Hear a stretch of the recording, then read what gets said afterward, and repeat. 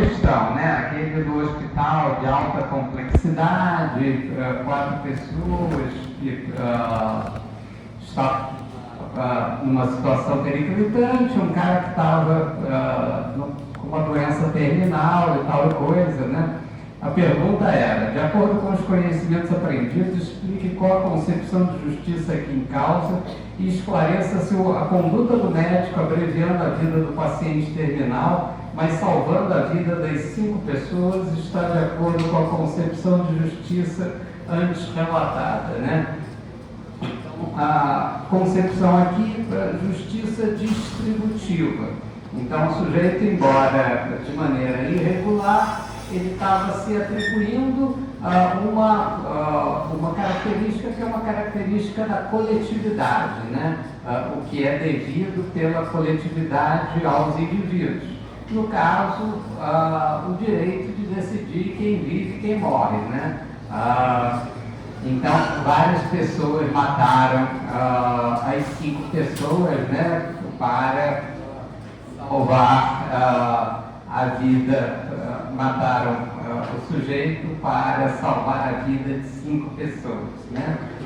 Vocês são estudantes do primeiro período, vocês não têm o direito de matar ninguém, né? Então, evidentemente, a resposta adequada era a justiça distributiva, não cabia, era uma aplicação errônea da justiça distributiva. Então, isso é importante, entender o que é a proporcionalidade, o que é a razoabilidade. O direito para os gregos é a discussão da proporção. Você tem que saber qual é a proporção adequada, né? Segunda questão, era a questão do professor universitário, do veículo e tal e coisa. A pergunta era, de acordo com a totalidade dos conhecimentos aristotélicos aprendidos, explique qual a concepção de justiça aqui em causa e se a razão alegada pelo juiz para fundamentar sua decisão judicial está de acordo do ponto de vista aristotélico, explicando o porquê de sua resposta.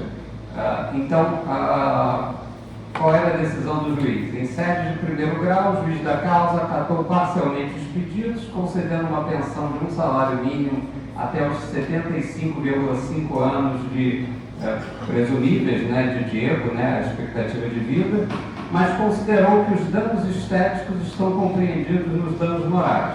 Por isso, considerou que, diante de uma colisão entre os direitos da vítima e do autor do dano, estando os dois na faixa de licitude, os dois comportamentos são lícitos, ele optou por proteger o mais inocente dos interesses em conflito da vítima, sacrificando o outro, o autor do dano. Isso aqui é a justiça comutativa, né? O que é devido pelos indivíduos entre si. Então, tinha que estabelecer que era devido a pensão até a vida presumida daquela pessoa, né? Para compensar os danos causados, mas essa segunda parte de que os danos estéticos poderiam ser compensados dentro da ideia de danos morais, essa evidentemente não caberia. Por quê? Oi? Não entendi. Não, mas por que essa decisão, essa parte da decisão do juiz estava errada? Oi? Não. Oi? Por que a decisão... Oi? Não, ele era modelo, essa é uma das características, mas por que a questão estaria errada? Qual o fundamento? É o princípio da justiça comutativa. Oi? sinalagma, a volta à situação, ao status quo ante. Então você tinha que estabelecer que todos os prejuízos têm que ser indenizáveis. E o prejuízo estético é um dos prejuízos, né? O sujeito era moderno, teve danos estéticos, evidentemente que ele não vai ter as mesmas possibilidades e isso evidentemente tem que ser indenizado. Então tinha que dizer que a decisão foi correta, mas essa parte da decisão não.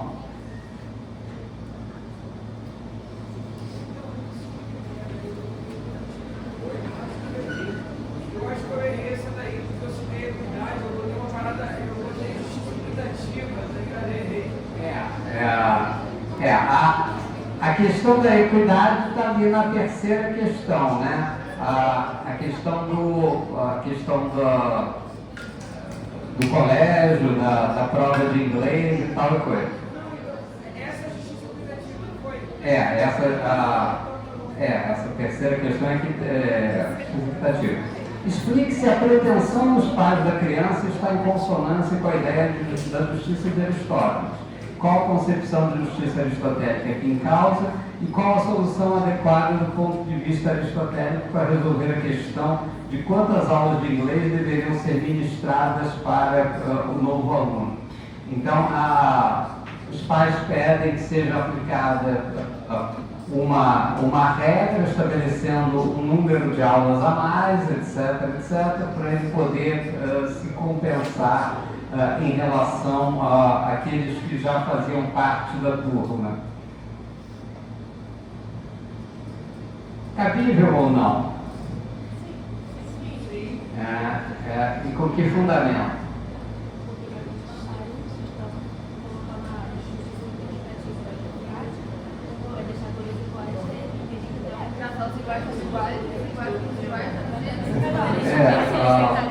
Só que esse é o conceito de justiça distributiva, não da equidade. Há uma diferença entre equidade e justiça distributiva. Parece que sim, tem que tratar os iguais como os iguais. Esse é o problema, né? O parecido não adianta, você tem que ter a solução correta.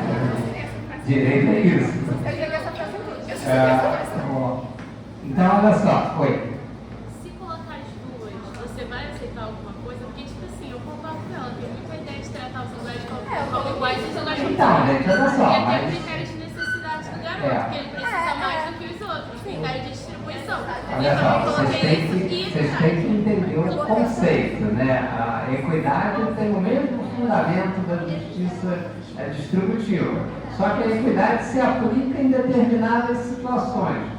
Qual é a situação básica da equidade? Não tem regra jurídica. Então você precisa estabelecer a regra que o juiz teria estabelecido se tivesse tomado conhecimento daquela circunstância. Qual é o problema aqui? O problema aqui é que tem regra, tem o regulamento do colégio, né? Então o regulamento do colégio estabelecia que as aulas tinham que ser iguais para todo mundo, né? Então, ou você respondia justiça proporcional, justiça comutativa, ou você dizia que não era possível a aplicação da equidade nessa circunstância. Que há uma regra estabelecida qual seria o princípio adotado naquela situação. Oi? Sim, a justiça proporcional é a justiça distributiva, mas aqui não era uma situação de justiça distributiva, era uma situação de justiça comutativa. Você tinha que tratar todas as crianças por iguais. Você não podia dar uma aula de inglês diferenciada para um e para outro. Oi? Não, você tinha que defender a regra da escola. A escola tem uma regra, gente. Olha só, o que os pais estavam pedindo? Ouvem, vamos lá. O que os pais estavam pedindo? Eles estavam pedindo que aplicasse uma regra diferente. E o que você tem que saber como um jurista, como um advogado? saber se essa pretensão ela é válida. Olha, eu quero que aplique uma regra diferente para o meu filho. É isso que eles estavam pedindo. Então, não era cabível, porque existia uma regra para todos. A regra para passar nessa escola é 7. E eu estabeleço que para ela é 2. Eu não estou sendo mais proporcional, porque é uma regra para todos, entendeu?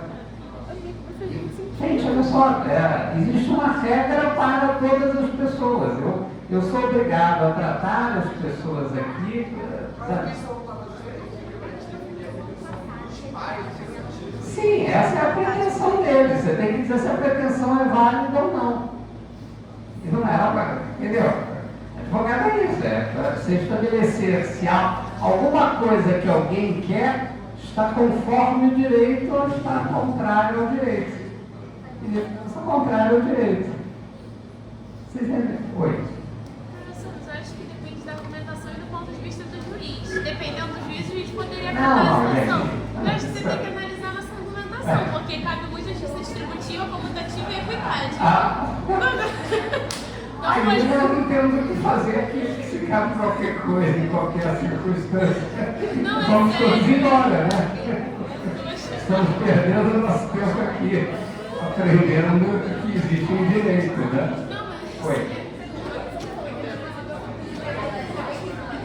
A justiça distributiva e a equidade têm o mesmo fundamento, mas não se aplicam nas mesmas situações.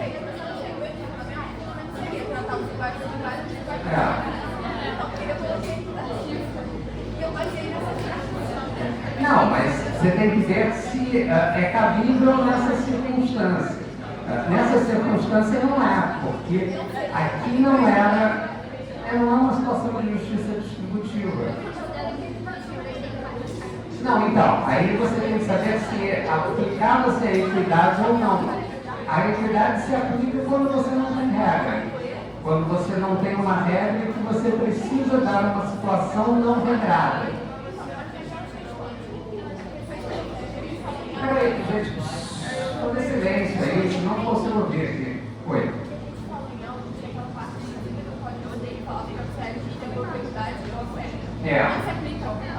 Não, a equidade se aplica em determinadas situações. O que é equidade? Para você dar completude no sistema. Você precisa resolver os problemas e nem sempre tem regra para tudo. Então você vai aplicar a equidade em determinadas circunstâncias, estabelecendo a regra que o juiz teria estabelecido se tivesse tomado conhecimento daquela circunstância. Né? Não caberia a aplicação da equidade. Gente, direito é isso, você tem que analisar as sutilezas, né? Essa é a grande questão de Aristóteles, né? Para estabelecer a ideia da proporcionalidade. Quarta questão, era uma passagem, né, do Cállicles, né, do Gorgias de Platão, era uma fala de Cállicles no Gorgias de Platão, né? Explique a que momento da história do pensamento filosófico antigo grego corresponde a essa fase, qual a concepção de justiça aqui subjacente e qual o conceito do homem de direito próprio dessa forma de pensamento, diferenciando-a da concepção platônica. Então aqui é a concepção dos sofistas, né? Então a ideia de que você teria um direito maior do que os outros pelo uso da força, né? Então isso é próprio do sistema dos sofistas e você tinha que diferenciar isso da ideia platônica. Platão vai dizer que você pode chegar a uma determinada concepção uma concepção do homem, uma concepção da aplicação daquilo que é próprio de cada pessoa. Todo mundo tem a possibilidade de evoluir, de chegar a essa ideia comum, mas apenas o filósofo vai conseguir estabelecer, apenas o contemplou a verdadeira realidade, ele vai conseguir estabelecer o que é de cada um. Então, estabelecer que o direito pela força não é algo que possa ser adequado. Uma sociedade precisa desse equilíbrio necessário que só o filósofo conseguirá entender na sua inteireza, né? Então, claro, gente, essa ideia? Oi? Ok? Então, gente, é isso a prova, né? Era para aplicação de conceitos, tentar estabelecer essas noções, porque qual é o nosso objetivo nesse curso? Você estabelecer onde está o direito, qual é o direito e qual é o critério adequado para a aplicação do direito. Então, esse é um ponto fundamental. Então, a gente vai sempre buscar aqui essa questão da concepção do direito. E por falar na concepção do direito, aqui o direito de base religiosa. Como é que eu diferencio o direito do não direito? Oi.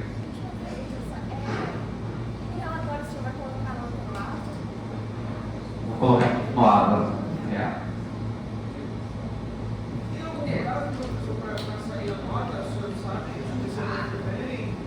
Não, eu acho que na semana que vem, lá pelo final da semana que vem, eu já consigo lançar a nota, né? Oi?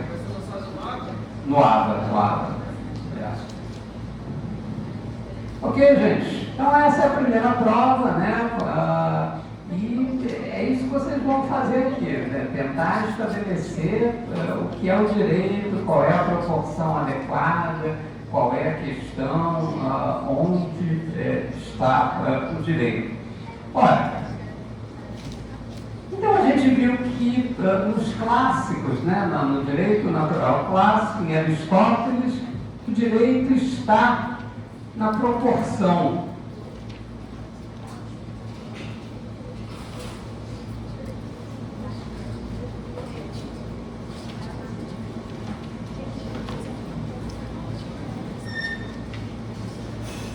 E no direito religioso?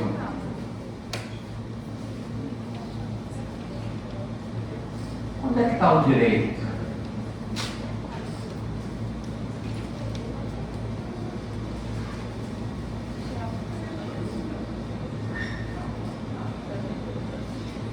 Vamos lá?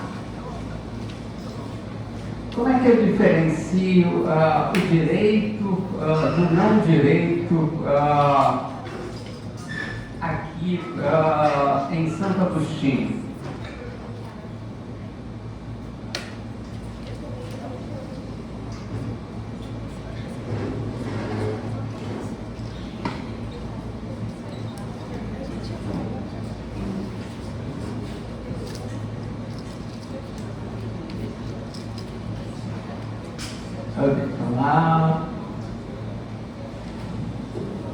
Vamos lá, você, o que você acha? Vamos diferenciar direito e não direito.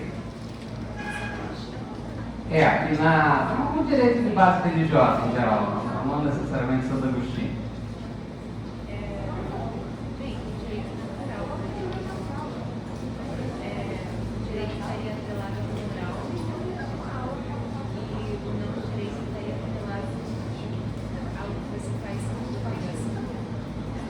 Não, mas o direito está atrelado à moral, ou aquilo que é moral é direito? Não, mas aqui, nesse direito, é diferente do direito.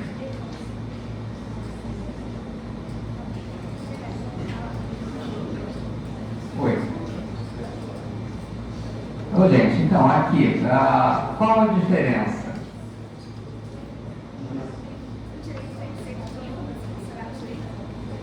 O direito tem que prover de uma fonte legítima. Então, aqui o fundamental no direito de base religiosa, se o mundo é uma realidade criada e se o mundo é uma realidade criada por Deus, você diferenciar o direito do não direito é discutir a legitimidade da fonte.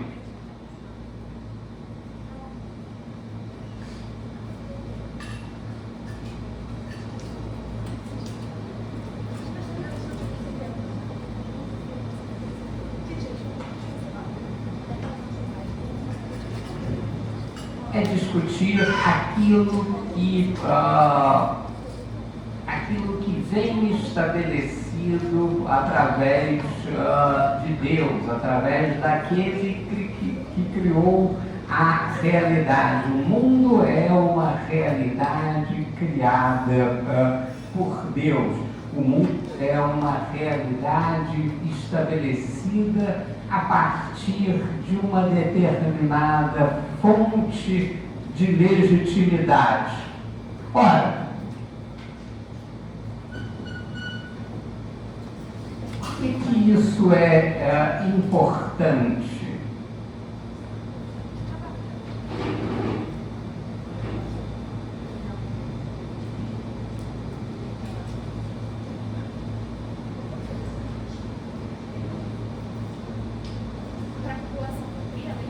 Oi?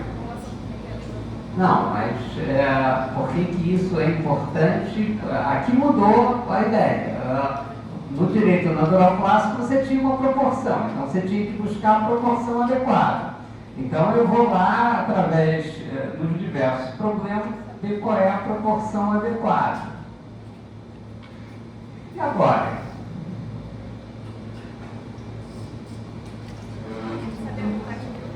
Oi? Saber qual é a vontade de Deus, a legitimidade da fonte. Ora,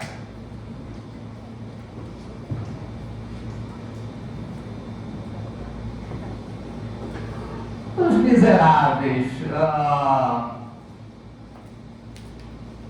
foi correta a punição de Jean Valjean?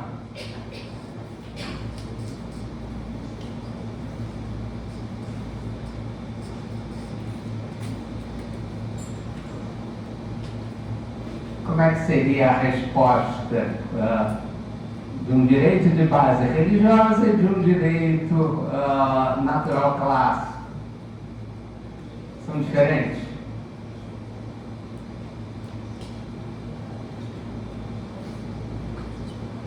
A atitude do inspetor Javert de perseguir Jean Valjean por 19 anos é correta?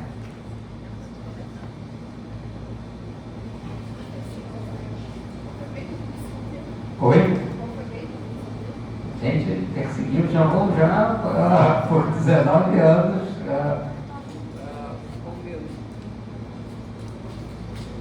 Condenou ele e buscou a condenação dele por toda a vida. Depois verifica que está errado e, não podendo suportar essa decisão, ele se mata. Por quê?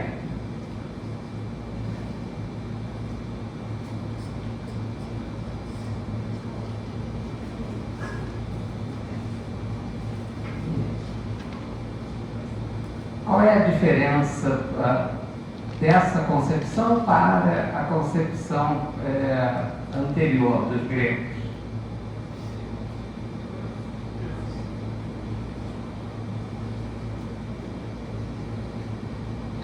Ser preso por furtar um pão para comer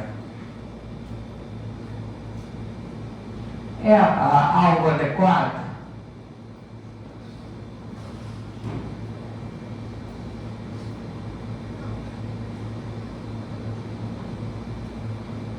Que não está na lei, subtrair coisaria móvel, que é na base 2 a 6 anos.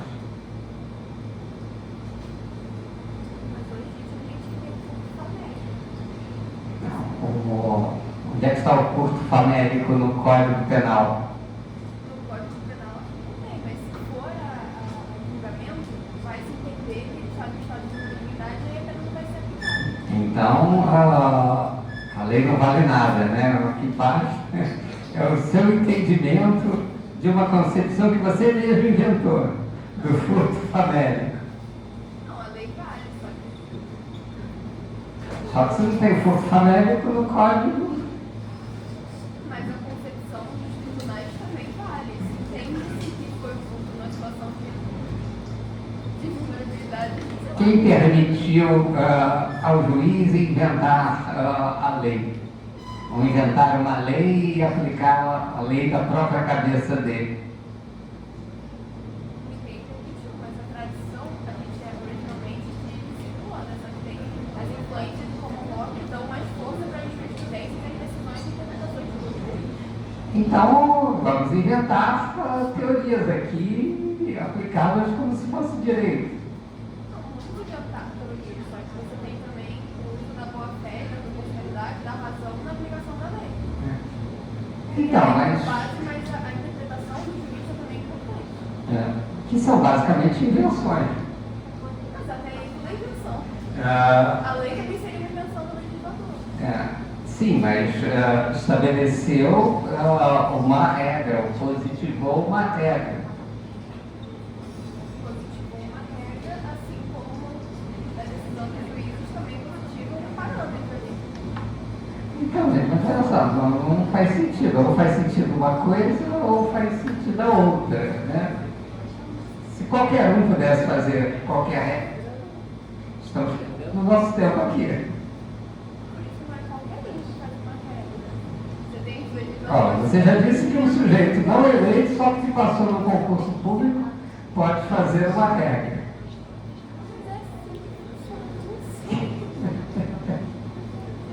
Não, então, gente, olha só, você precisa entender por que as coisas funcionam. Senão você jamais saberá porque Jean Valjean foi preso e você jamais entenderá os miseráveis. Qual é o parâmetro numa circunstância? Ora, o parâmetro para os gregos é a ideia de que o direito é uma proporção, uma razão entre quantidades, né? Então isso é um fundamento para a ideia de direito nos gregos. Então, olha, o que eu tenho que analisar é a proporção. Não foi uma proporção adequada.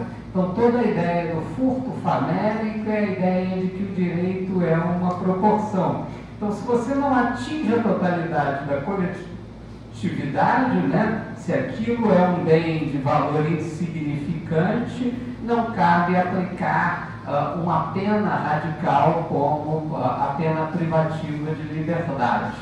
Ora, é diferente da fonte de legitimidade. Ora, então, se a fonte de legitimidade ela provém de uma autoridade maior, todo o direito provém dessa legitimidade.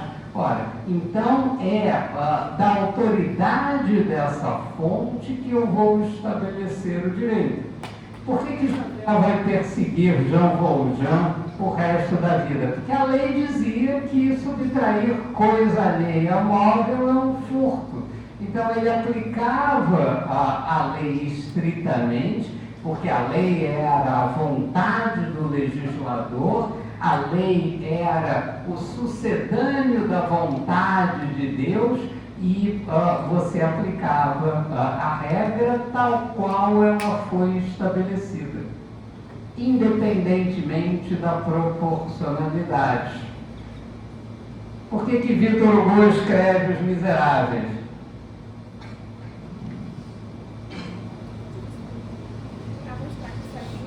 Para mostrar que isso era injusto, para mostrar que o direito, em verdade, tem uma proporcionalidade. Essa ideia de que a lei provém de uma fonte legítima é um pensamento de base religioso. Essa ideia não é a ideia mais adequada para se estabelecer a natureza do direito. Entenderam? Agora você tem duas concepções sobre o que significa o direito, o que significa a ideia de direito. Então, a gente vai ter a diferenciação no pensamento religioso acerca do direito é a legitimidade da fonte, é a legitimidade de onde provém o direito. Está claro, gente? Ok?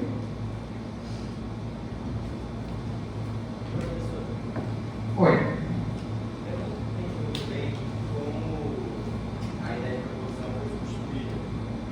Porque no direito de base religiosa, o mundo é uma realidade criada. O mundo é uma realidade criada por um demiurgo, por um criador que estabeleceu a realidade do mundo. Ora, então, tudo o que importa nessa realidade criada, né, nessa criatura, é a legitimidade de onde ela provém, que é o Criador. Então, é o Criador que estabelece aquilo que é o fundamental. Então, é Deus que estabelece essa relação no mundo. Quer dizer, é Deus que estabelece aquilo de uma maneira que não pode ser contestada. Aí é o dogma, né? A realidade dogmática a partir de uma fonte de legitimidade. E o direito de base religiosa vai ter essa lógica, né? Vai ter essa ideia.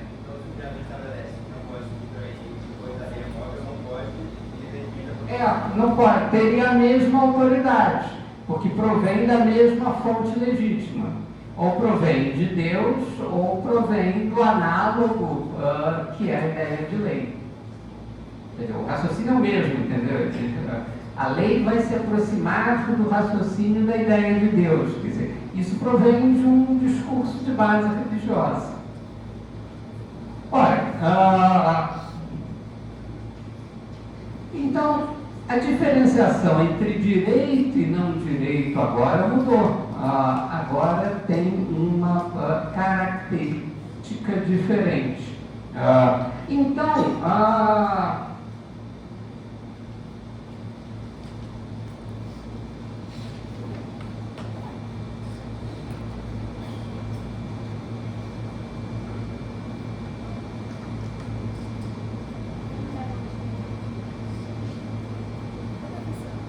oi.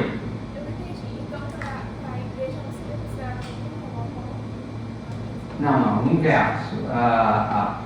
Como você tem toda uma ideia de base religiosa, essa ideia de base religiosa de que o direito provém de uma fonte legítima, ela ao longo do tempo ela vai se transferir para a lei. Então, qual é o direito legítimo? É o direito que provém de uma fonte legítima. Qual é a fonte legítima para se estabelecer o direito? A lei. Quer dizer, é aquilo que o legislador estabeleceu. Lembra que eu perguntei se costume contra a legem era a fonte do direito? Por que costume não seria fonte do direito? Porque não provém de uma fonte legítima. Costumes são as decisões reiteradas do povo num determinado sentido, estabelecendo que aquilo é o que tem uma conformidade com uma determinada situação. Mas isso pode valer como direito? Quer dizer, isso tem a possibilidade de valer como direito? Quer dizer, então eu posso estabelecer um costume que seja contrário à lei? Então, isso vale?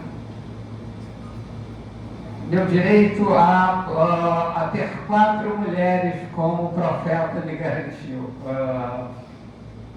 Isso vale como direito? Por que não?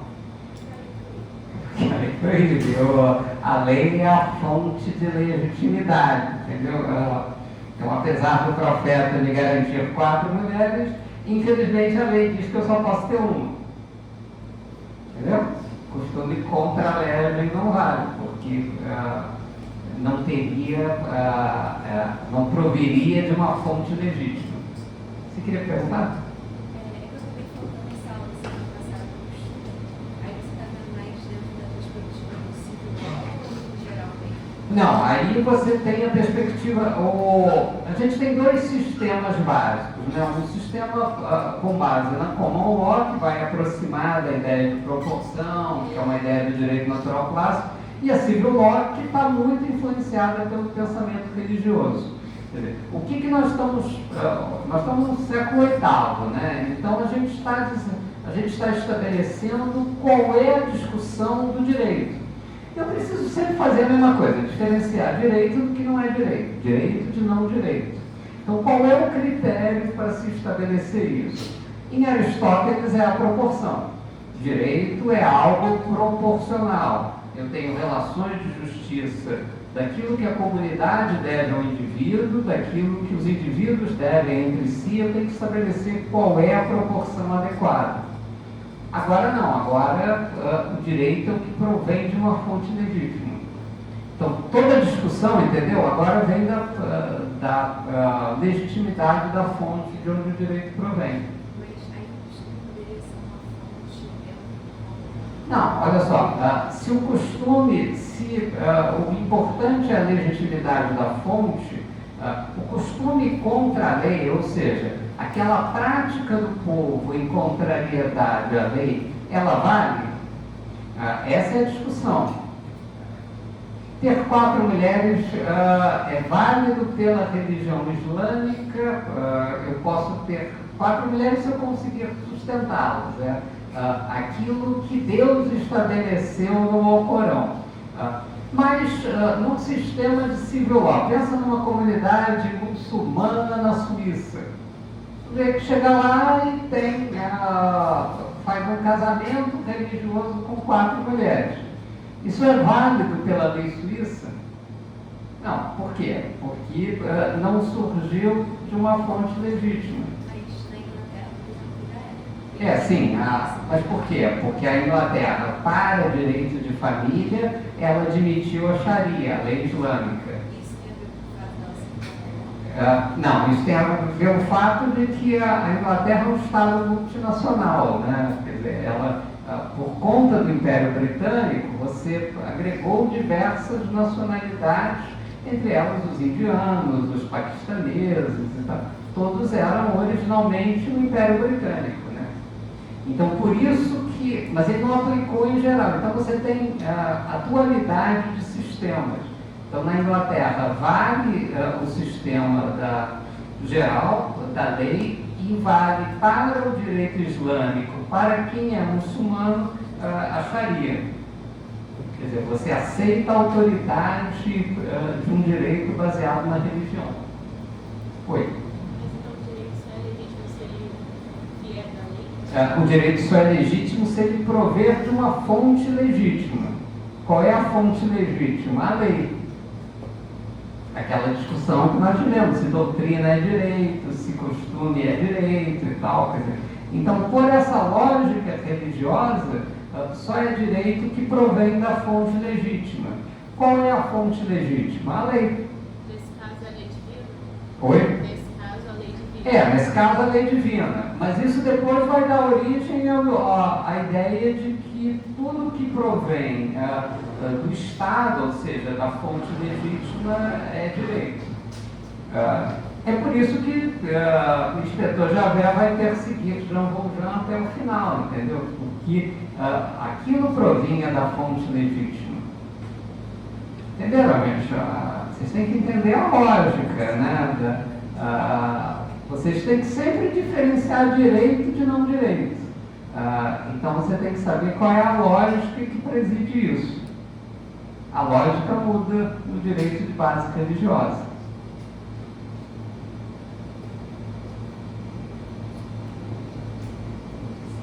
As regras não acontecem por acaso, gente.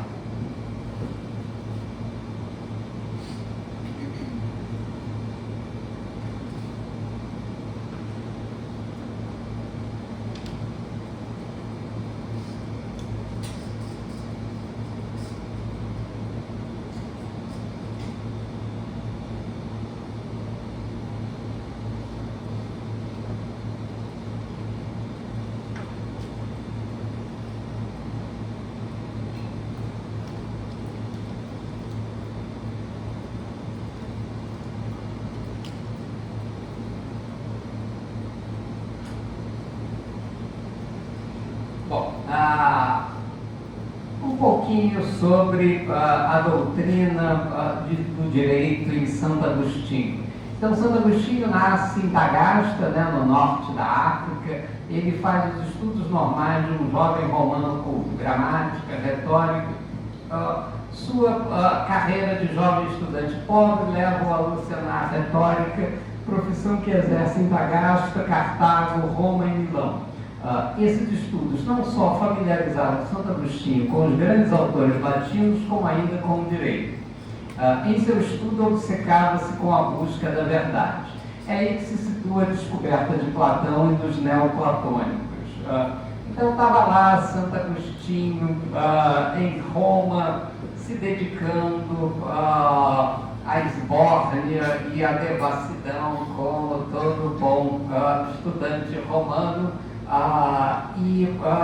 mas ele tinha obsessões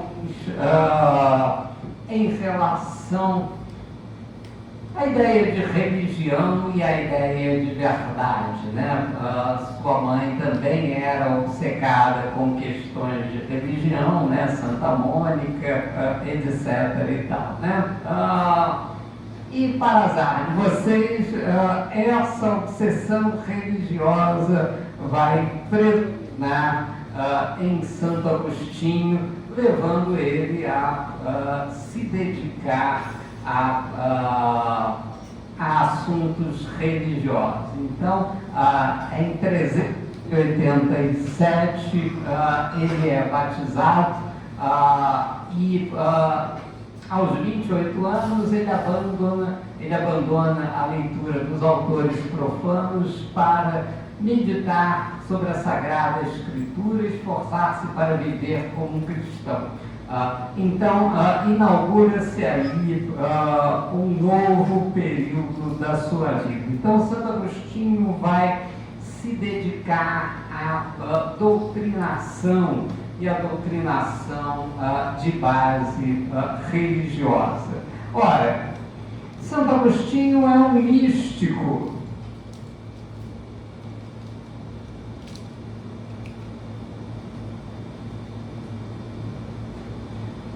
Qual é o problema dos místicos?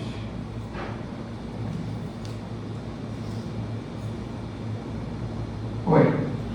Busca explicar a realidade da transcendência. Eles só estão preocupados com a transcendência. Eles não estão preocupados com o mundo real. Eles estão preocupados com algo que está além desse mundo. Então, a verdadeira realidade está sempre além desse mundo. Ora, e se o direito fugiu desse mundo? Se o direito está em Deus, como é que se estabelecem os princípios desse direito? Então, Santo Agostinho vai dizer o seguinte: só podemos conhecer o verdadeiro, o bem e a justiça por meio de Deus, e não pela experiência sensível. Se a verdade e a justiça são Deus mesmo, então teremos, sem dúvida, que renunciar ao direito natural de Aristóteles e dos jurisconsultos romanos. Ora, então, o direito está em Deus e o direito está consoante a palavra de Deus.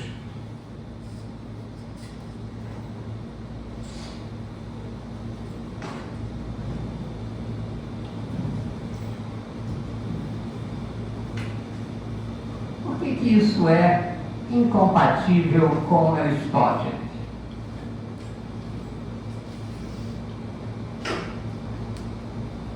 Porque em Aristóteles o direito está na proporção no mundo, o direito está nas pessoas, o direito está nesse mundo. Ora, para Santo Agostinho, o direito fugiu desse mundo, o direito está lá na transcendência e o direito tem uma nova natureza.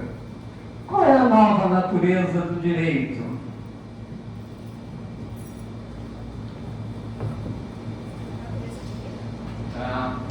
Mas o que se caracteriza nessa natureza? Essa natureza, ela é invariável, ela é dogmática.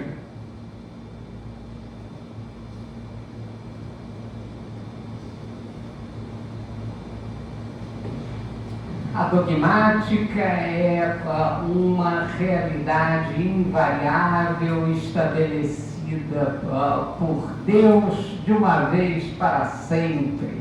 O dogma da transubstanciação, o dogma da transformação do corpo e carne de Cristo na verdadeira comunhão do fiel com a divindade. O dogma da virgindade de Maria. A verdade é axiológica e a verdade surge da palavra de Deus. Da palavra de Deus expressa nas Sagradas Escrituras. Então esse é o novo ensinamento de Santo Agostinho.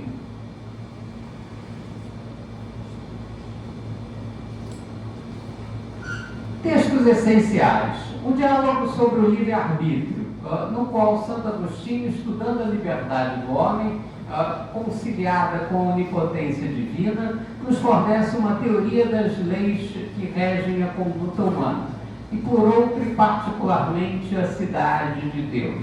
Ora, Santo Agostinho vai imaginar a ideia de uma realidade perfeita, que ele vai identificar com a cidade de Deus.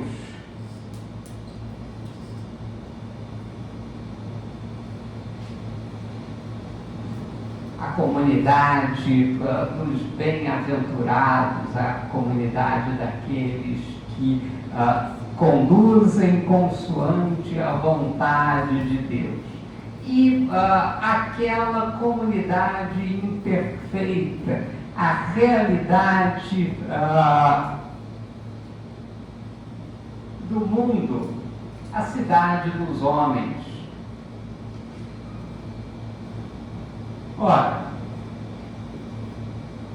então, o tema da Cidade de Deus, que é um livro de Santo Agostinho, é a coexistência e o paralelo entre as duas cidades. Aquela que temos diante de nossos olhos é a primeira cidade terrena, cuja sorte está justamente em questão, sob a imagem do Império Romano. Mas seus destinos parecem frágeis provisórios, seus bens enganosos, sua justiça falsa. Sem dúvida, ela não merece muito apego de nosso coração. Nossa verdadeira pátria é antes a cidade de Deus. A cidade de Deus é uma realidade mística, é a comunidade dos santos, mas ela se encarna historicamente nos grupos humanos, cujos chefes são Abel, Noé, Abraão, os reis justos de Israel, enfim, a justiça cristã. Ela tem sua justiça, suas leis próprias, e está prometida para durar e ser vitoriosa eternamente. Então, Santo Agostinho não procurou fornecer-nos receitas de ordem temporal, não é um professor de direito, nem de filosofia do direito. Lembremos que o objetivo de sua obra é exclusivamente pastoral, que o objeto de suas meditações é uma ordem sobrenatural. Ora, então, Santo Agostinho é um depreciador do direito, é daqueles caras que não suportam o direito, não suportam advogados, não suportam essas pessoas que ficam aqui aprendendo direito. Ele é alguém preocupado com a salvação das almas.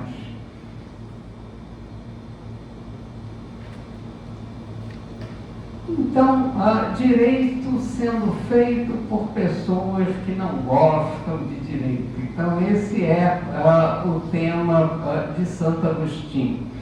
Então, o que ele tem a dizer sobre o direito? Que nós somos monotemáticos, nós não queremos saber o que Santo Agostinho disse sobre religião, só nos interessa saber o que ele disse sobre direito. Então, o que ele fala sobre o direito? A chave de sua doutrina do direito é Deus ele mesmo. o que ele nos traz de novo provém dessa fonte ao qual ele se elevou, transcendente, da qual tudo deriva. Então, a justiça para Santo Agostinho, depois de convertido, é nada menos que Deus, é sinônimo de Deus. A justiça é o que Deus quer, a ordem de Deus sobre sua criação, pois Deus quis que todas as coisas estivessem perfeitamente ordenadas. Toda a justiça e o direito residem na lei eterna de Deus. Ora, então, se toda a justiça está em Deus, qual é a autoridade das leis profanas? Então, Santo Agostinho reservou apenas um lugar menor para o direito da cidade terrena. Seu objetivo era antes fazer as mentes se voltarem para outro tipo de justiça. Nem por isso sua posição em relação às leis dos estados deixa de ser importante. Ela se resume em dois princípios aparentemente contraditórios. As leis de origem profana não podem ter a pretensão de justiça, são essencialmente injustas. Contudo, devem ser obedecidas. Então, qual a razão de sua validade? Santo Agostinho elabora uma discussão sobre a justiça da polis, já que, conforme confessam os pagãos, isto é, de acordo com a filosofia clássica, só é uma polis um grupo político fundado num direito, num ius, que ele mesmo, de acordo com a mesma filosofia, só é direito se for justo.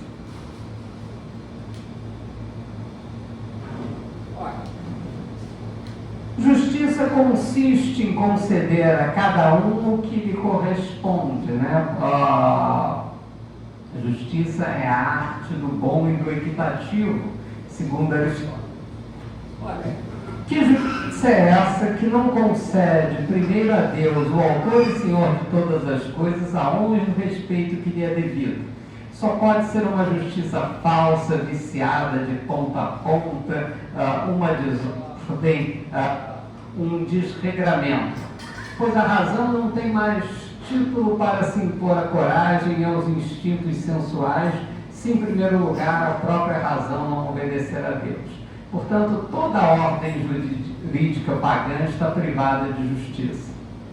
Deve-se observar que Santo Agostinho sofreu a influência de Platão, para quem a justiça concernia não apenas a harmonia, a justa repartição dos bens entre os cidadãos, mas também ligada a essa última de maneira indissociável, a equilíbrio, a harmonia interna do indivíduo.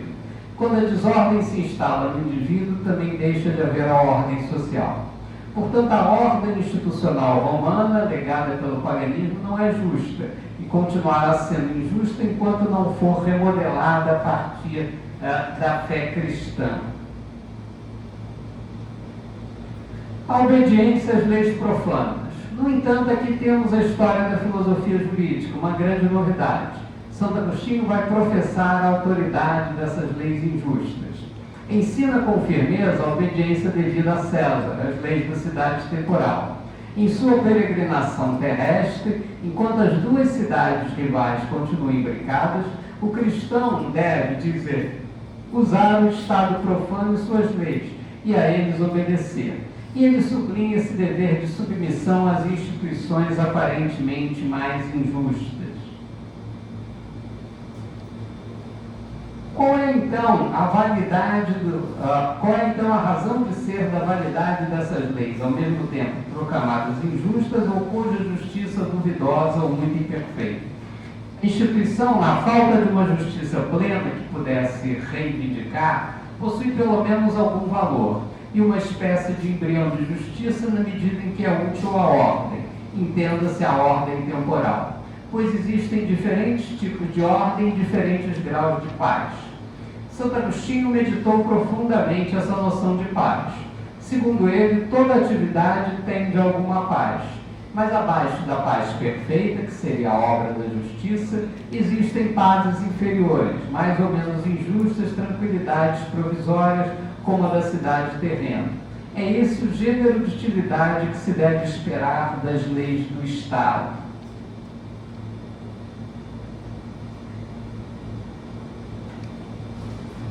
Embora seja inútil pretender construir a cidade terrena sobre o fundamento da justiça, ela pode ser edificada sobre esse interesse provisório no grupo pela ordem, pela segurança. Embora só a regra da Escritura que proíbe matar seja justa, embora só ela mereça o nome de lei, a lei contrária do Estado deve ainda assim ser obedecida, porque serve à paz da cidade, tendo sido feita para proteger o povo, ordem exterior, segurança da vida comum temporal. O pensamento de Santo Agostinho, mais do que qualquer outro, está imbuído da ideia de onipotência e da onipresença divina.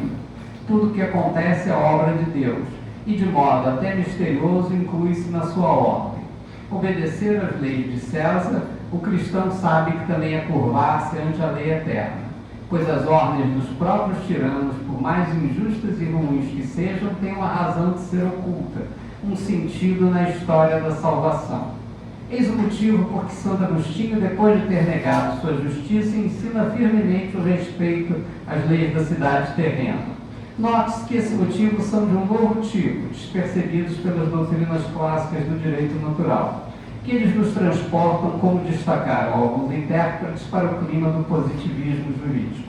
Ora, então, para Santo Agostinho, todas as leis da cidade terrena são imperfeitas, mas elas devem ser cumpridas porque nesse mundo, nesse vale de lágrimas, existe um objetivo fundamental. Os homens estão aqui para buscar a sua salvação. Só que essa salvação está na justiça perfeita, no outro mundo está a transcendência. Ora, aqui há apenas realidades imperfeitas, mas essa realidade é necessária para essa salvação, para buscar essa realidade. E ele chamou isso de paz. Então, a paz ou a segurança jurídica é um objetivo legítimo para o direito. Então, místicos falando sobre direito, místicos que desprezam completamente a ordem jurídica, vão dar um novo fundamento para a ideia de direito. Direito concerne, não a justiça no sentido perfeito, porque essa é impossível nesse mundo, mas a ideia de paz. A paz é um objetivo legítimo para o direito.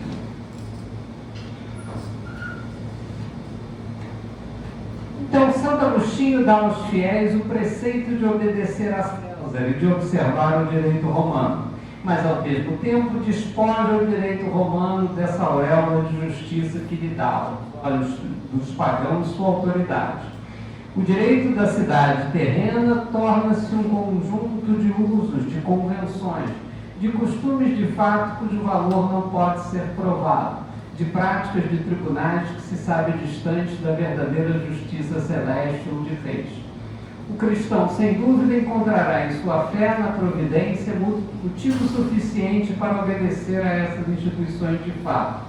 Irá usá-las, mas conforme a oposição corrente na linguagem de Santo Agostinho, abster-se-á de fruir delas, o que significa reconhecer-lhes um valor em si.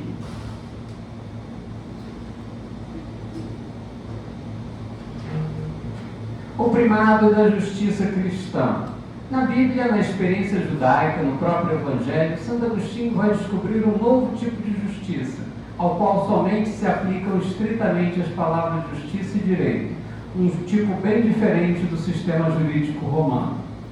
Fontes do direito cristão. O direito judaico, longamente meditado nas Escrituras por Santo Agostinho, convertido, não é obra de um legislador humano, nem foi descoberto pela observação da natureza. Aparece ditado por Deus a Moisés sobre o monte Sinai, em meio a raios e trovões, ou na sua tenda coberta por uma coluna de nuvens, em circunstâncias históricas cuidadosamente determinadas. Pois o Deus dos judeus é uma pessoa, tem sua vontade, não é subtração da natureza à ordem natural. A verdadeira justiça continua sendo uma justiça ditada por Deus. Para Santo Agostinho, o direito é a lei de Cristo, que será a lei dos cristãos. Essa lei é aquela contida nos evangelhos, condensada nas regras áureas, a que se reduzem a lei e os profetas. Amarás a Deus como a tua alma e a teu próximo como a ti mesmo. Faz ao outro o que queres que te faça. Desenvolvida no Sermão da Montanha, alimentada pela inspiração do Espírito Santo, essa lei constitui para os cristãos o único guia no que concerne a justiça. Lembra mais uma vez que o justo continua sendo sinônimo de direito. Será, portanto, a luz do Evangelho que se situará ao autêntico direito. Na verdade, agora trata-se da moral. A fé é o princípio do conhecimento. Esse axioma governaria todo o regime de estudos cristãos da Alta Idade Média, tal como Santo Agostinho mesmo constituiu. Tudo leva a crer que ele também deva se aplicar ao direito. Então, místicos falando sobre direito, místicos estabelecendo isso como a vontade de Deus.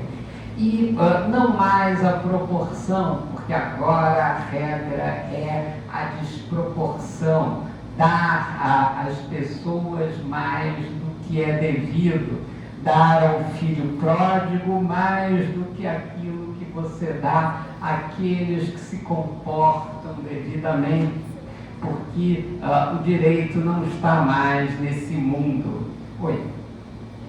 Até as leis que são tiranas e perfeitas por estarem na nossa realidade, elas devem ser respeitadas Você... para alcançar a paz.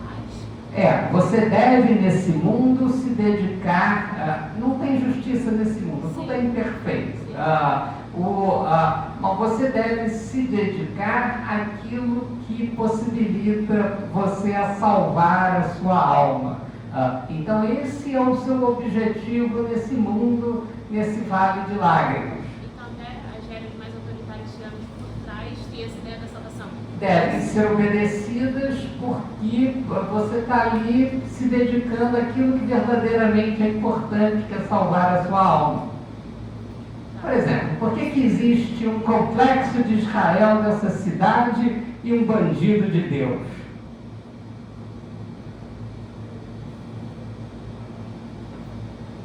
Ele está gozando de você? Está fazendo hora com você? Ele está mentindo ou ele acredita nisso?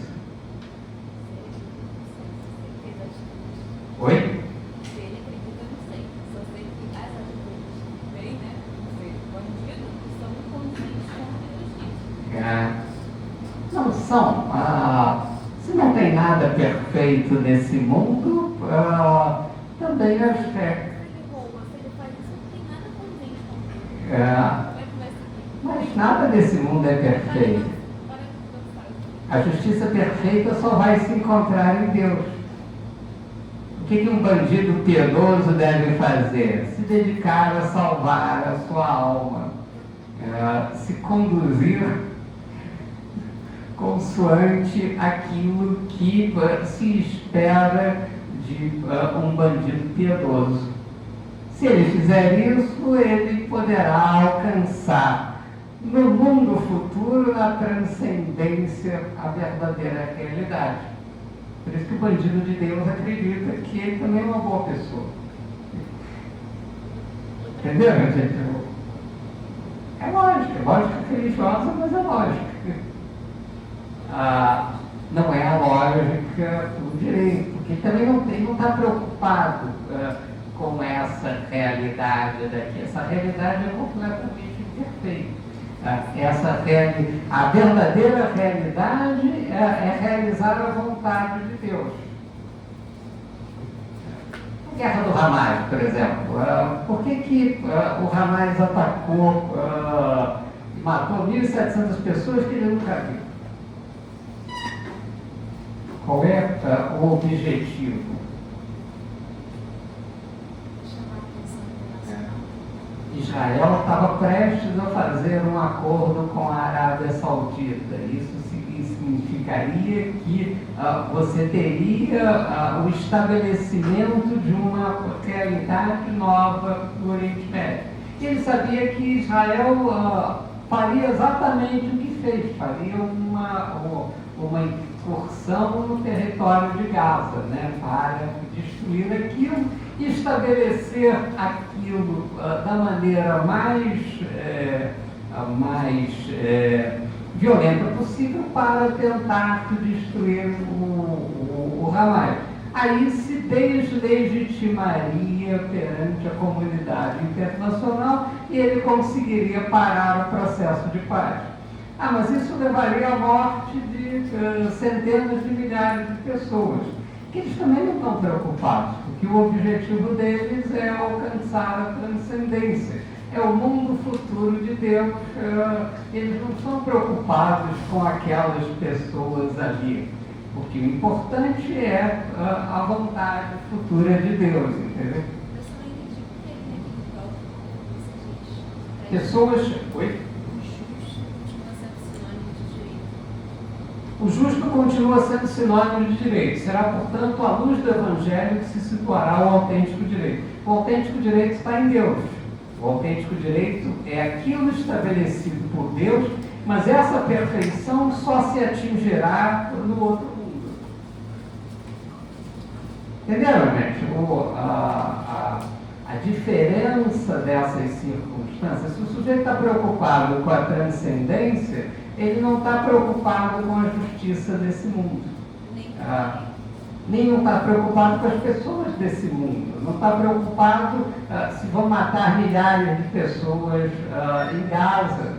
Gengis Khan matou 4 milhões de pessoas para o engrandecimento do Império Mongol. Ele não estava preocupado com as pessoas que ele estava matando, entendeu? Ele não está preocupado com essa realidade. Então, a lógica religiosa é uma lógica desse tipo. Isso que eu digo, porque tem uma hora que ele diz que ele acha mais importante estabelecer a ordem e a segurança do que a justiça. Porque a justiça seria perfeita. Nesse mundo nada é perfeito, então toda regra é errada. A verdadeira justiça só está em Deus, só está numa transcendência e só vai existir depois da morte. Mas, então, aí como é que ordem e segurança se estabelece sem... Aqui você estabelece, aqui é importante que você tenha uma paz, que as pessoas não estejam, que as pessoas possam viver para obedecer aquilo que é o fundamento, que é salvar a sua alma. E aí eu preciso de tranquilidade, aí eu preciso de paz, para que a pessoa possa se dedicar àquilo que é realmente importante, que é salvar a sua alma.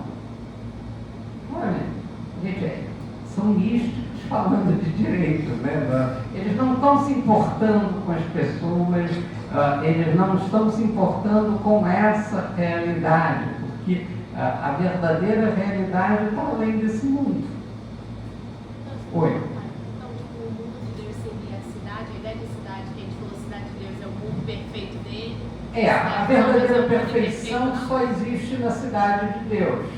Aqui na cidade terrena, todas as regras são injustas. Então, o que você deve fazer na cidade terrena? Se preparar para a verdadeira realidade, que é a realidade de Deus. A justiça verdadeira só está em Deus. Oi? Mas para salvar sua alma, você não deve seguir. Deve seguir a vontade de Deus, mas... Eles não deveriam fazer o que eles querem por vontade de Deus. Não, porque aqui qualquer lei que você estabeleça vai ser uma lei injusta. Porque a verdadeira realidade só vai estar na transcendência. O verdadeiro mundo, a verdadeira salvação só vai estar no outro mundo. São místicos, entendeu? Eles não vão se importando com essa realidade, nem com as pessoas dessa realidade. Eles só estão se importando com aquilo que vai acontecer na verdadeira realidade, que é a realidade que você terá no outro mundo. Ele só está preocupado com a salvação da sua alma imortal. E ele precisa regular, enquanto isso, aquilo que são as regras, né? Então ele precisa regular essa circunstância. Oi?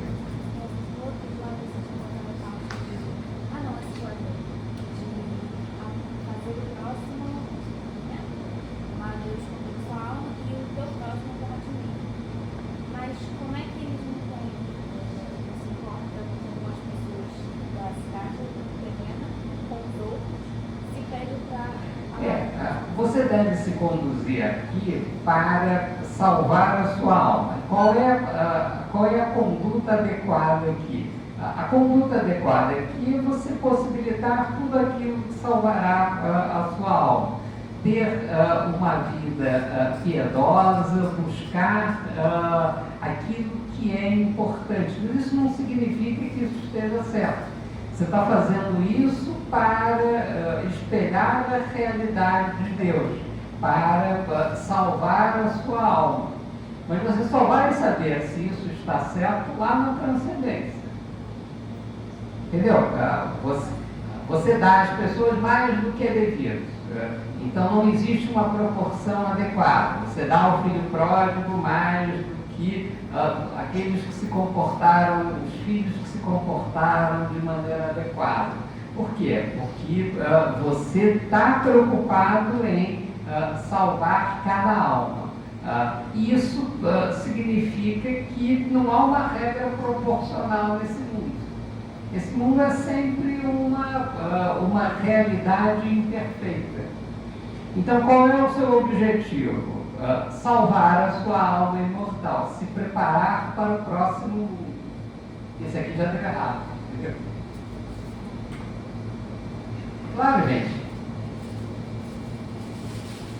Místicos pensando em direito, não são só pessoas que gostam de direito que falam de direito. Tem aqueles que não gostam de direito e falam sobre direito. E eles vão falar sobre direito de acordo com a sua concepção. O que um fundamentalista está preocupado lá numa guerra? Não está preocupado com o número de pessoas que estão morrendo. Ele está preocupado se a ideia de Deus vai predominar no final. Entendeu? Essa é a preocupação de um fundamentalista, né? Porque explodir pessoas que você nunca viu. Porque no final será a hipotética vontade de Deus que prevalecerá. O mundo de Deus que prevalecerá. Não estou dizendo que está certo, não. Estou dizendo que é a maneira da pessoa pensar. É a maneira de uma pessoa pensando na transcendência. Entendeu? O que seria essa transcendência? Ele não está preocupado com esse mundo. Ok, gente? Claro até aqui?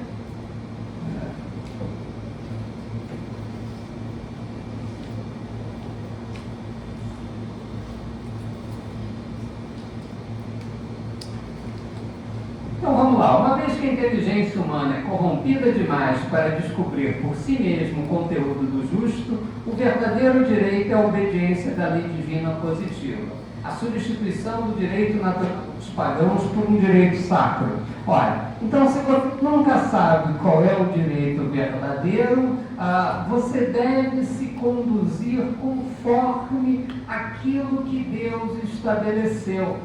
Mas vocês sabem que Deus é um legislador preguiçoso, ele só aparece de vez em quando, ele fala por parábolas, ele não é um sujeito claro, então você deve seguir aquilo que você imagina que seja a vontade presumida de Deus. E essa está lá nas Sagradas Escrituras. Bom, nós não nos interessamos por nada disso, nós só somos interessados em direito absolutamente monotemático. Então vamos ver o que nos importa, que é a questão do direito. Então a natureza e o conteúdo do direito. Ser justo é estar de acordo com a vontade divina, observar perfeitamente a lei. É nesse sentido que Noé foi justo, assim como Abraão, Jacó ou o velho Tobias. E é também nesse sentido que o Messias será o justo. A justiça é uma retidão moral absoluta. Em suas aplicações sociais, a justiça, longe de ser, como em Aristóteles, a busca de uma igualdade rigorosa, é bem mais caridade, dom gratuito, generosidade. A justiça e o direito perderam todo aquele caráter objetivo e matemático que tinham em Aristóteles e até em Platão. Pastor das almas, era ofício de Santo Agostinho pregar essa justiça bíblica, de preferência a justiça da filosofia clássica pagã do direito natural. Amarás a Deus e a teu próximo como a ti mesmo. Faz ao outro o que queres que te faça. A isso se reduz o conteúdo do justo e das prescrições da lei eterna do Deus Criador. Então, um novo fundamento, a virtude que preside o novo direito cristão é a misericórdia, dar a alguém mais do que é devido, observar os preceitos éticos da lei divina. Então, essa é a realidade dos místicos.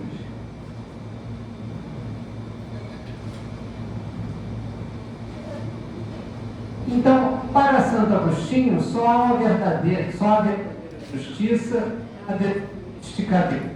A justiça é informável. Em segundo lugar, a justiça cristã é animada por uma exigência de perfeição. Exige muito mais que a medida das fórmulas matemáticas de Pitágoras e de Aristóteles na partilha social dos bens, que é a renúncia total a qualquer interesse temporal. A justiça é um empréstimo gratuito, o perdão das dívidas, a esmola. É o trabalhador da última hora que recebe tanto quanto os outros. É um paradoxo permanente. É a misericórdia. O juiz justo será, portanto, aquele que souber conceder a graça. Ora, e aqui está um fundamento importante da nova doutrina, que é a ideia de graça.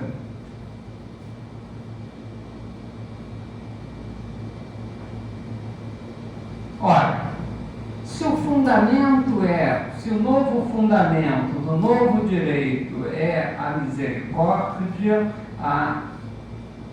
esse fundamento é a diferenciação com base nessa ideia de graça.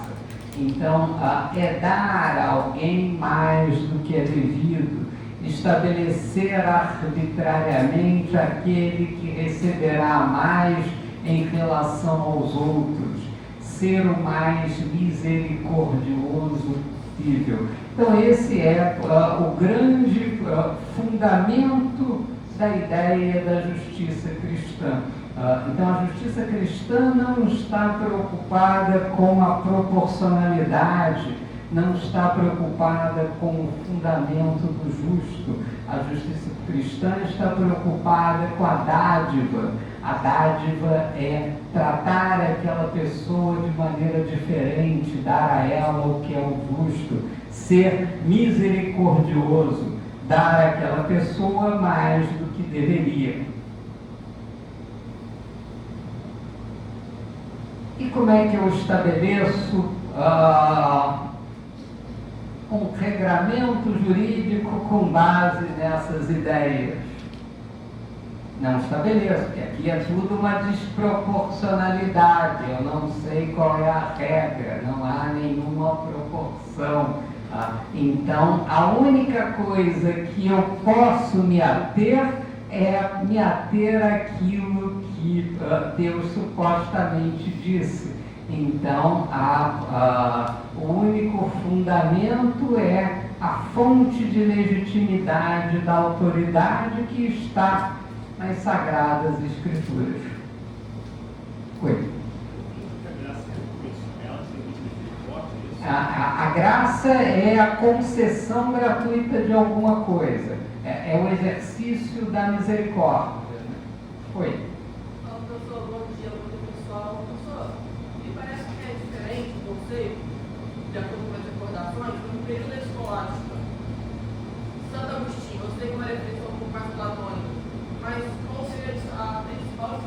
relação entre as graças de São Agostinho e São Tomás de Aquino? São Tomás de Aquino vai estabelecer um fundamento completamente diferente. Santo Agostinho vai trazer novamente Aristóteles. Ele vai cristianizar Aristóteles. Então ele volta ao fundamento do direito clássico. Quer dizer, só que um fundamento baseado na ideia de justiça. Então, em Tomás de Aquino, você tem de volta a proporção, toda aquela discussão clássica de Aristóteles, né? Aqui, não, aqui é uma graça, é o fundamento com base na lei, é outra ideia. Mas Tomás de Aquino não. Mas aí Tomás de Aquino tem que estabelecer um pressuposto. O pressuposto de Tomás de Aquino é a ideia da natureza bondosa de Deus. Deus, por ser Deus, não pode deixar de ser bom. Então, se ele é bom, tudo é equilibrado. O que entra em contradição com a ideia de onipotência de Deus. E aí é um outro problema. Deus poderia ser mau se assim o quisesse. Destruiu Sodoma e Gomorra, né?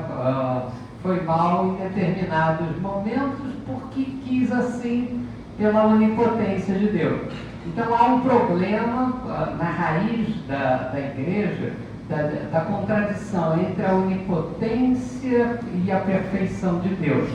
A perfeição de Deus é uma limitação da onipotência. Então, Tomás de Aquino vai fazer uma opção pela ideia da perfeição. Mas isso a gente vai chegar lá, só estou antecipando essa discussão. Ok, gente? Até aqui? Ok. Então, a inaptidão para a sanção é um terceiro aspecto. É da essência do direito cristão não ser sancionado da terra. É por isso até que o direito cristão de origem divina pode perfeitamente coexistir com as leis temporais de origem humana. Esses dois direitos não poderiam se contradizer. Eles nem mesmo se encontram, pois não têm o mesmo terreno de aplicação.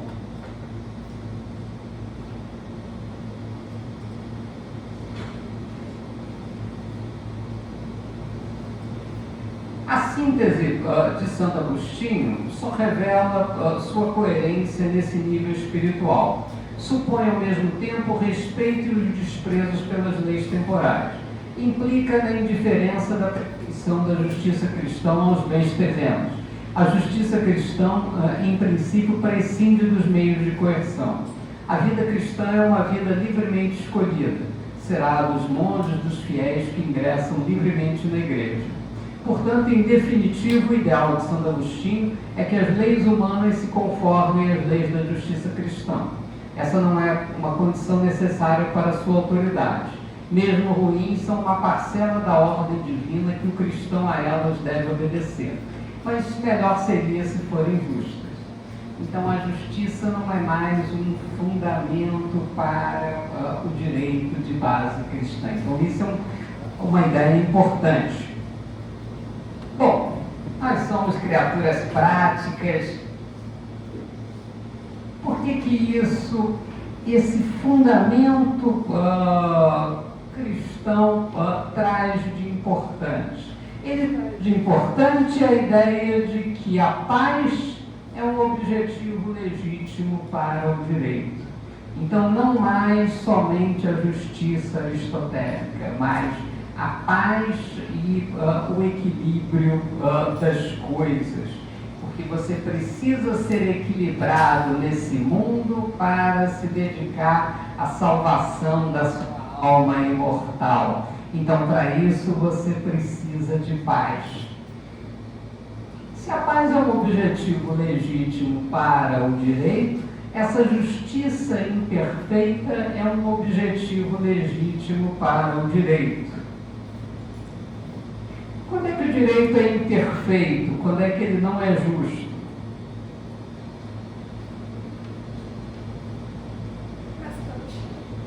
Não, em geral.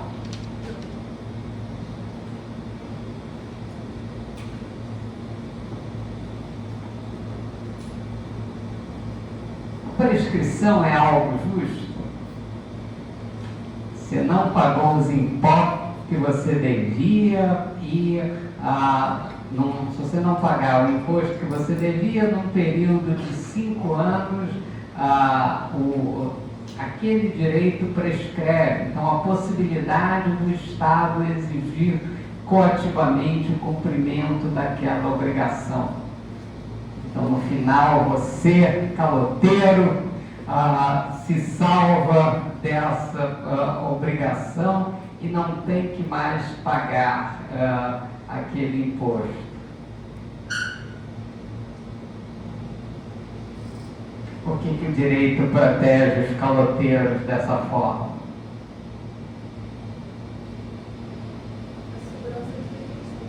Não. E por que isso é importante para o direito?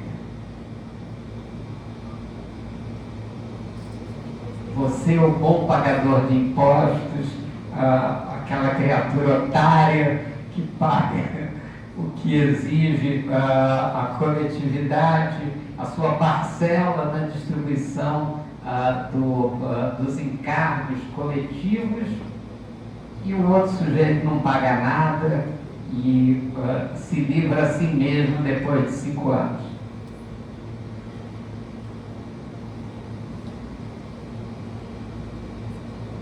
Porque não existe lei perfeita nesse mundo. Então é necessário que as dívidas acabem, é necessário que haja uma tranquilidade.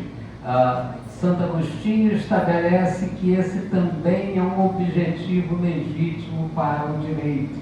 Então você precisa ter uma tranquilidade, você não pode perseguir um objetivo justo para sempre. É preciso que você tenha a tranquilidade necessária para que as coisas aconteçam. Então, graças a esse místico que não gostava de direito, você tem agora que se preocupar. O direito vai se equilibrar entre 2 polos: a justiça e a paz, ou a segurança jurídica. Então, esses são objetivos legítimos para o direito. Então, você vai ter que verificar em cada instituto qual é o fundamento pelo qual aquele instituto existe. Não é mais pura e simplesmente a justiça. Pode ser a paz necessária para que você tenha essa tranquilidade.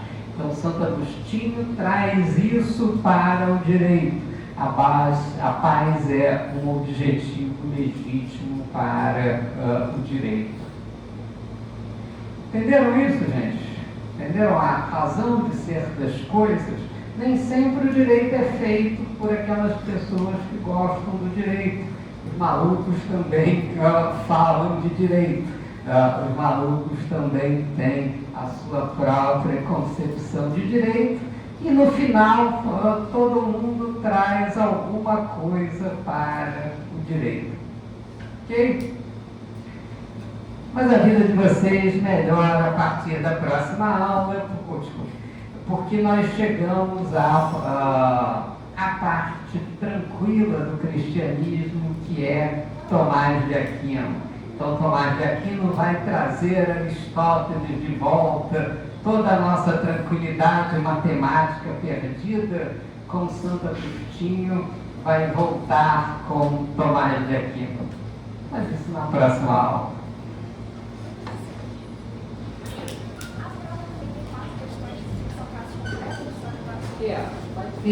Vai ter alguns casos concretos, são outras discussões, entendeu? Porque agora a gente vai começar